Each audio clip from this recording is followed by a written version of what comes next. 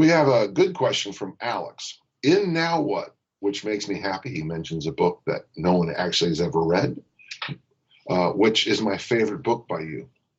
I'm on my second reading. Alex, that alone, I mean, that puts you in elite air. You are like a trillionaire on the planet right now. You're like Miss Universe. There's very few of you.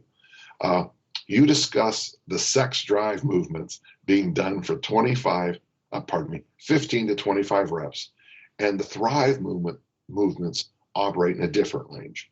So the sex drive movements would be the push, the pull, and the squat. And then what I call the thrive movements would be the hinge and the loaded carry.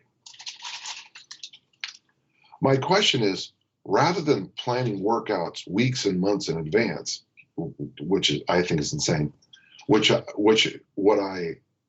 I'm used to, is the goal to just let the weights increase naturally over time in these movements? Yes, absolutely.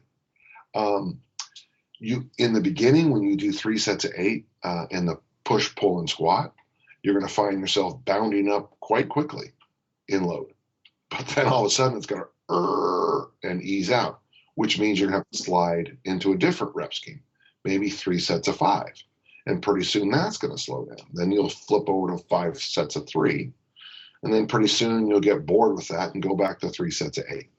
So I just threw that together for you. 3 sets of 8, 3 sets of 5, 5 sets of 3. All good workouts. And you just let the reps, the sets, and the load dance with each other. Ideally, over time, load will climb up.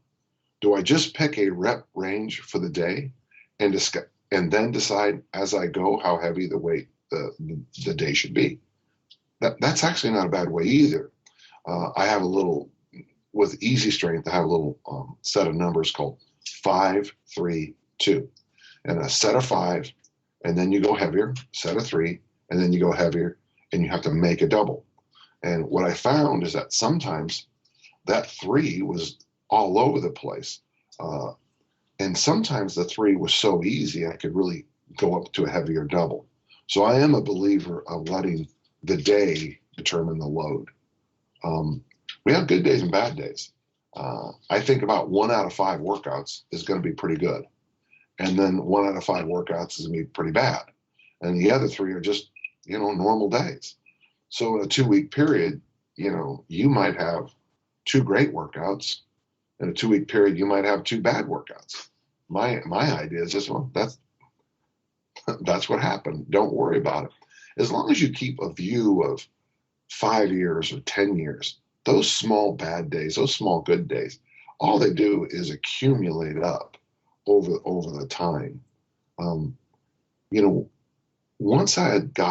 Once I had serious lifted for about 8 years, that's when I realized that, like, micro changes, these guys are all in the micro, where you go up, like, they have these little metal magnets that they put on the weight so they can go up every single workout. I realized after a while that I never even used, I'll use English pounds here, but they have the 2.5 pound weights, the 5 pound plates, the 10 pound plates. I found out after about 8 years of training that I never used them at all. I mean, I might jump from 185 to 205 to 225 to 255 because those micro changes, it was too much thought. Once the engine gets big enough, you're just trying to get yourself to those big attempts.